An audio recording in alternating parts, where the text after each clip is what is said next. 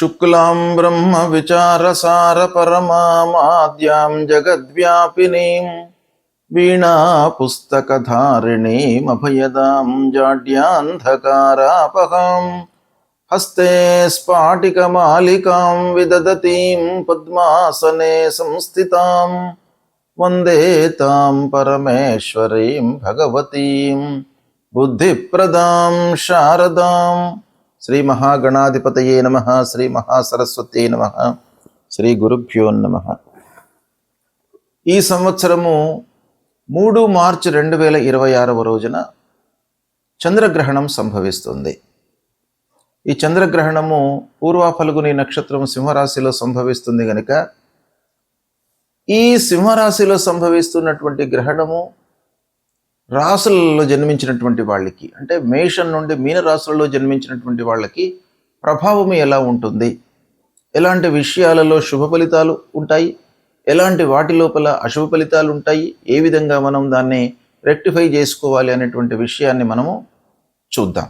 మేషరాశి వారికి ఎలా ఉంటుంది అంటే, మేషరాశి జాతకులకు, మేషరాశిలో జన్మించినటువంటి వారికి గ్రహణం యొక్క ప్రభావం ఎలా ఉంటుంది అనే విషయాన్ని మనము స్థూలంగా చూసినట్టయితే, మేషరాశి జాతకులకు సింహము పంచమ స్థానం అవుతుంది. అంటే పంచమ స్థానంలో గ్రహణం సంభవిస్తుంది. అయితే ఈ గ్రహణ ప్రభావము మధ్యస్థంగా ఉంటుంది గోచార ఫలంగా మనం చూసినట్టయితే. అయితే కొంత విశ్లేషించి మనము ఆలోచించి చూసినట్టయితే మేషరాశి జాతకులకు పంచమ స్థానంలో సంభవించడం మూలకంగా, పంచమము విద్యాస్థానము, దాని తర్వాత పిల్లలకు సంబంధించినటువంటి స్థానం, ఈ స్థానం లోపల గ్రహణం సంభవిస్తుంది. అయితే దీని యొక్క పర్యవసానము ప్రభావము ఎలా ఉంటుంది అని మనం చూస్తే, మానసికంగా కొంత ఇబ్బందులను క్రియేట్ చేస్తుంది. అంటే ఎక్కువ ఆలోచనలను మనకు క్రియేట్ చేస్తుంది ఈ గ్రహణం మూలకంగా. అంటే ఈ స్పాన్ లోపల గ్రహణం సంభవించిన తరువాత దాదాపు 1 నెల రోజుల వరకు దీని యొక్క ప్రభావం ఉంటుంది. కాబట్టి ఎక్కువ ఆలోచనలు వచ్చేటువంటి అవకాశాలు ఉంటాయి. ఆలోచనలను మనము సరి అయినటువంటి సమయంలో ఇంప్లిమెంట్ చేయకపోవడం మూలకంగా గందరగోళ పరిస్థితులు, నిర్ణయాలలో ఆలస్యము ఇలాంటివి సంభవిస్తాయి. ఇకపోతే ఉద్యోగం చేస్తున్నటువంటి వాళ్ళు కొంత జాగ్రత్తలు తీసుకోవాలి. ఏంటంటే మాట మనకు జాగ్రత్తగా మాట్లాడుతూ ఉండాలి. అందరితో కూడాను, తోటి ఉద్యోగులతో కానివ్వండి, అధికారులతో కానివ్వండి, క్లయింట్స్తో కానివ్వండి, వీళ్ళందరితో కూడాను కొంత జాగ్రత్తగా మనము మాటను మాట్లాడుతూ ఉండాలి. అంటే మాట పైన ప్రభావం చూయించే అవకాశాలు ఉన్నాయి. ఇక కుటుంబం పైన కూడా కొంత దీని యొక్క ప్రభావం ఉంటుంది. అంటే కుటుంబం లోపల అందరితో కూడాను, భార్య, పిల్లలు, సభ్యులందరితో కూడాను కొంత జాగ్రత్తగా ఉండాలి. చిన్నపాటి అభిప్రాయ భేదాలు వచ్చే అవకాశాలు ఉన్నాయి. కాబట్టి దీన్ని కొంత మనం రెక్టిఫై చేసుకున్నట్టయితే ఈ పంచమ స్థానంలో సంభవిస్తున్నటువంటి గ్రహణము మేషరాశి వారికి మధ్యమైనటువంటి ఫలితాలను ఇస్తుంది. మిగతా గ్రహస్థితి అనుకూలంగా ఉంది. పంచమ స్థానం గనక మధ్యస్థమైనటువంటి ఫలితాలు ఉంటాయి గనక దీనికి మీరు గాయత్రి మంత్రోపాసన చేసుకోండి. ఇక వీలైనట్టయితే గ్రహణానంతరము ఒకరిద్దరికి అన్నదానం చేయండి. తద్వారా మీకు చాలా మంచి ఫలితాలు కలుగుతాయి ఈ గ్రహణం మూలకంగా.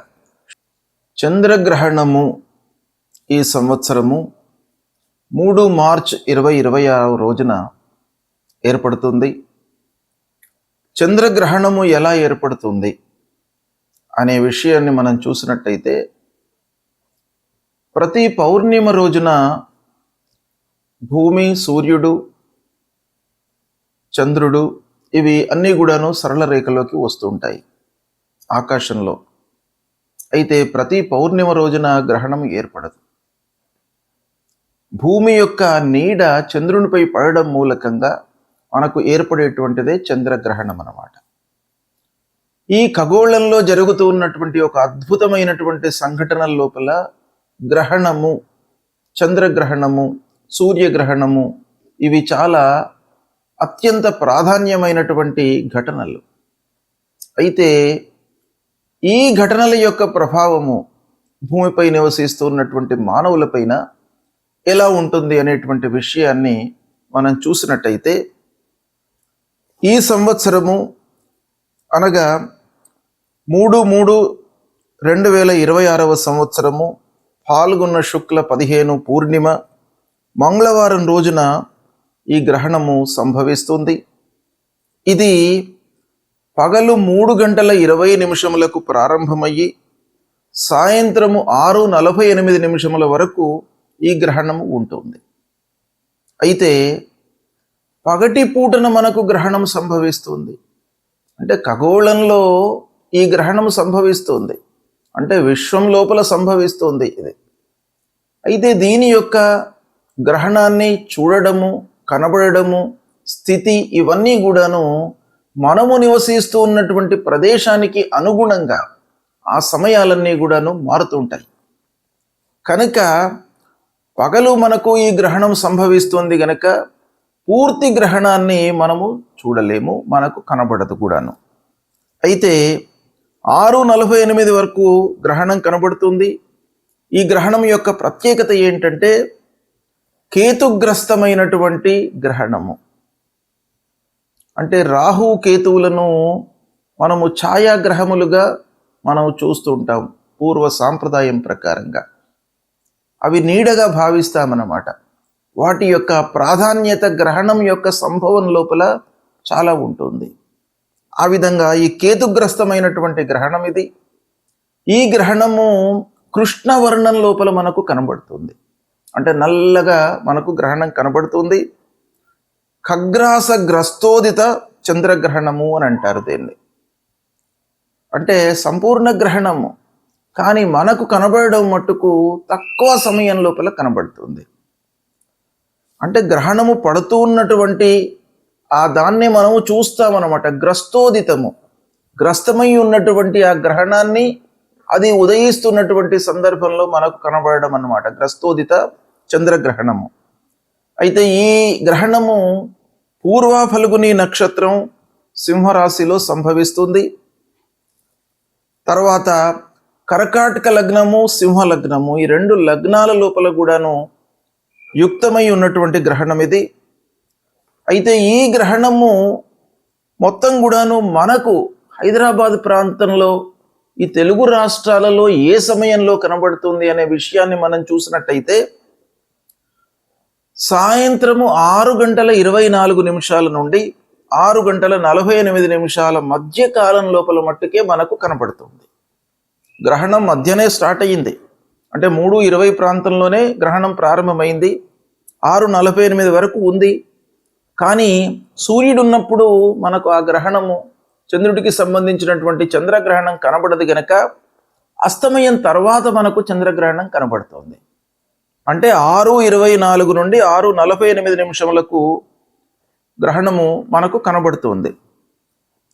అయితే ఈ విధంగా చూసినట్టయితే మొత్తం గ్రహణము 3:20 నుండి 6:48, అంటే సంపూర్ణ చంద్రగ్రహణం ఇది. 3:30 వరకు గ్రహణం కనబడుతుంది. మనకు ఈ ప్రాంతంలో కనబడదు, కానీ ఖగోళంలో 3:30 ఈ గ్రహణం మొత్తం సంభవిస్తుంది. మనకు కనబడేది మట్టుకు 24 నిమిషాలు మాత్రమే హైదరాబాదులో. అయితే ఈ గ్రహణం యొక్క ప్రభావము ఎలా ఉంటుంది, ఎవరు ఎలాంటి విషయాలపై నియమాలను పాటించాలి అనేటువంటిది మనకు శాస్త్రం చెప్తోంది. మన హిందూ ధర్మంలో గ్రహణానికి అత్యంత ప్రాధాన్యత ఉంది. అంటే గ్రహణ నియమాలను పాటించాలి, గ్రహణ సమయంలో పునశ్చరణ చేసుకోవాలి. అంటే గురూపదేశమైనటువంటి మంత్రాలు మనము ఈ గ్రహణ సమయంలో మనము ఉచ్చరించినట్టయితే, జపాలు చేసినట్టయితే అది ద్విగుణీకృతమైనటువంటి ఫలితం వస్తుంది. అంటే ఆ మంత్రము ఆ సమయం లోపల మలినమవుతుంది కనుక దాన్ని మనం ఏం చేయాలి, పునశ్చరణ చేసుకోవాలి. అంటే ఆ సమయం లోపల మళ్ళీ దాన్ని ఒక మహిమాన్వితమైనటువంటి ఆ మంత్రంగా మనము మళ్ళీ యథావిధిగా ఉంచుకోవడానికై ఆ గ్రహణంలో తప్పకుండా మనం చేసుకోవాలి. అనేటువంటిది శాస్త్రం చెప్తోంది. అయితే ఈ గ్రహణ సమయంలో నిత్యాబ్దికములు, ప్రత్యాబ్దికములు, భోజనాది కార్యక్రమాలు ఎలా చేసుకోవాలి అనేటువంటి విషయాన్ని మనం చూసినట్టయితే ఈ గ్రహణము గ్రస్తోదయ చంద్రగ్రహణం. ఈ గ్రస్తోదయ చంద్రగ్రహణం లోపల యామ చతుష్టయం వేద అని మనకు శాస్త్రం చెప్తోంది. అంటే 4 యామాలు ఈ గ్రహణానికి వేదకాలం అన్నమాట. అంటే గ్రహణం కంటే ముందే ఈ వేద ప్రారంభం అవుతుంది. వేద ప్రారంభము అనంటే ఏంటి? వేద అనగానే ఒక వాతావరణం లోపల మనకు మార్పులు కనబడతాయి. కనుక ఆ వాతావరణంలో వస్తున్నటువంటి మార్పులకు అనుగుణంగా మన నిత్య నైమిత్తిక కార్యక్రమాలన్నీ కూడాను ముడిపడి ఉంటాయి. కాబట్టి వాటిని వేదకాలంలో మనము ఆచరించకూడదు అనేటువంటిది శాస్త్రం చెప్తోంది. కనుక ఈ విధంగా చూసినట్టయితే ఉదయం 6:24 వేదకాలం ప్రారంభమవుతుంది. కనుక ఈ వేదకాలం ప్రారంభం కాగానే మిగతా కార్యక్రమాలన్నీ కూడాను మనము ఆపు చేసుకోవాలి. అంటే ఆ సమయం కంటే ముందే మనం అన్నీ కూడాను పూర్తి చేసుకోవాలి. ఇక గ్రహణానంతరము ఆరోగ్యవంతులు, నిత్య భోజనాలు, పౌర్ణిమకు సంబంధించినటువంటి ప్రత్యాప్తికాలన్నీ కూడాను చేసుకోవాలి. ఇక వ్యాధితో ఇబ్బంది పడుతున్నటువంటి వాళ్ళు, వృద్ధులు, బాలలు, వీళ్ళందరూ కూడాను మధ్యాహ్నం వరకు కూడాను భోజనాది కార్యక్రమాలు చేసుకోవచ్చును అనేటువంటిది శాస్త్రం చెప్తుంది. కనుక ఈ విధంగా ఈ గ్రహణం సంభవిస్తుంది. ఈ గ్రహణాన్ని దృష్టిలో పెట్టుకుని సాయంత్రం 6:24 నుండి 6:48 వరకే మనకు కనబడుతుంది. ఈ గ్రహణము దాదాపు అన్ని ప్రాంతముల లోపల కూడాను మనకు భారతదేశంలో కనబడుతుంది. ఆ స్థితిని బట్టి కొన్ని నిమిషాల లోపల తేడా వచ్చేటువంటి అవకాశాలు ఉంటాయి. కాబట్టి మనకు హైదరాబాదు, తర్వాత తెలుగు రాష్ట్రాలు, ఈ 2 ఆంధ్ర, తెలంగాణ, ఈ 2 రాష్ట్రాలకు సంబంధించింది చూసినట్టయితే 6:24 నుండి 6:48 వరకు ఈ గ్రహణం కనబడుతుంది. ఈ గ్రహణము పూర్వ ఫల్గుని నక్షత్రం సింహరాశిలో సంభవిస్తుంది. కనుక సింహరాశిలో జన్మించినటువంటి వాళ్ళు, పూర్వ ఫల్గుని నక్షత్రంలో జన్మించినటువంటి వారు, మరియు గ్రహణ గోచారము అధమంగా ఉన్నటువంటి రాశులలో జన్మించినటువంటి వాళ్ళు తప్పకుండా ఈ గ్రహణానికి సంబంధించినటువంటి శాంతి, దానము ఇవి చేసుకోవాలి.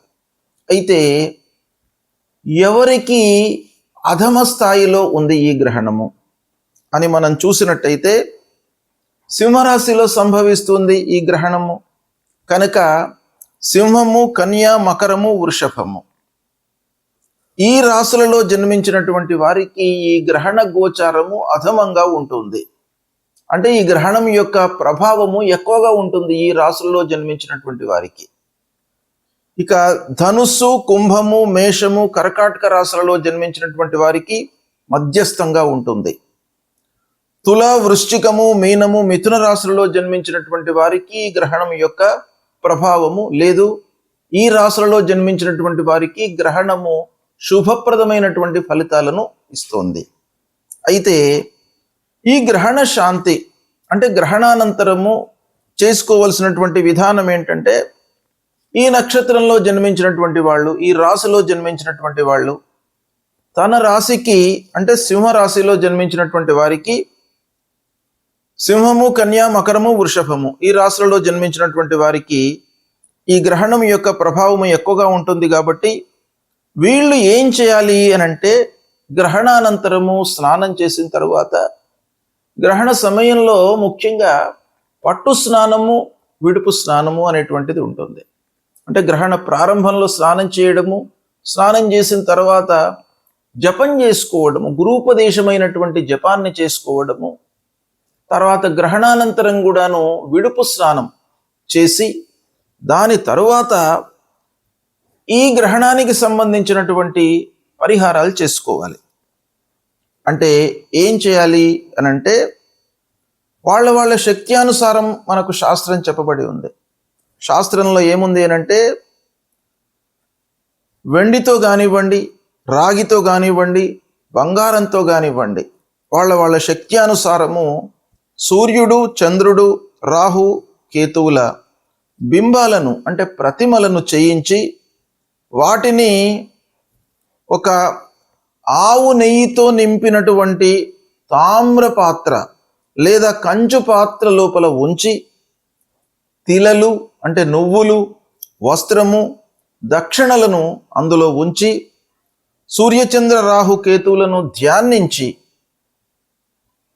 దానం ఇవ్వాలి.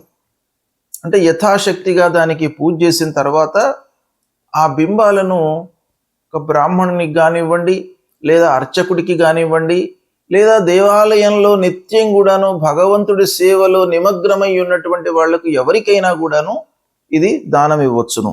దానం ఇస్తున్నటువంటి సమయంలో మీరు ఆ ధ్యాన శ్లోకాన్ని మటుకు చదువుకోవాలి, సంకల్పం చేసుకోవాలి. సంకల్పం ఏం చేయాలి? మమ జన్మ నక్షత్రే మమ జన్మ రాశి, ఈ రాశి లోపల మనకు గ్రహణం సంభవిస్తుంది గనక నేను ఇది ఇస్తున్నాను దానము అనేటువంటిది సంకల్పం చేసుకొని తమోమయ మహాభీమ సోమసూర్య విమర్దన హేమతార ప్రధానేన మమ శాంతి ప్రదోభవ. ఆ దానం ఇచ్చేటువంటి సమయం లోపల మనం ఈ శ్లోకం తప్పకుండా ఉచ్చారణ చేసి దానం ఇవ్వాలి. అంతేకాకుండా విదుంతుద నమస్తుభ్యం సింహికా నందనాచ్యుత దానే నానేన నాగస్య రక్షమాం వేదజాత్ భయం. అంటే ఈ గ్రహణం వలన ఉద్భవించినటువంటి భయము, ఆందోళన, తర్వాత అనారోగ్య సమస్యలు, ఇవన్నిటి నుండి కూడాను మమ్మల్ని కాపాడండి అనేటువంటి ఒక కోరికతో, ప్రార్థనతో మనం చేసి ఇది దానం ఇవ్వాలి. ఇచ్చినట్టయితే మనకు ఆ గ్రహణం మూలకంగా కలిగేటువంటి దుష్ప్రభావము దూరం అవుతుంది. శుభం.